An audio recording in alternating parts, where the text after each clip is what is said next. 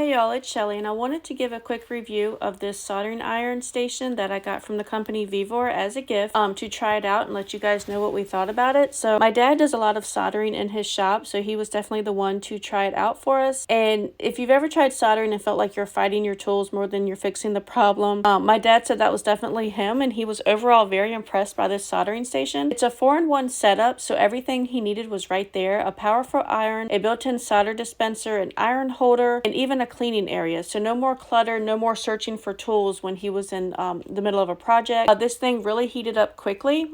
It got up to the temperature he needed in a matter of seconds, thanks to the 80-watt ceramic heating element, so no more waiting around waiting for it to heat up. And here was the game changer: the smart PID temperature control. It adjusts in real time to keep the temperature stable, so no more cold joints or overheating components. And if you walk away, it's also got an auto standby and sleep mode to protect the heating element and keep things safe. Overall, this thing felt very easy to use. It was very straightforward. It was simple to put together, and it had everything in place that he needed to get the job done, whatever he was soldering. He was very impressed by how small and compact it was, but how powerful it was to get the job done. So he would definitely recommend it if you were looking for a new soldering station.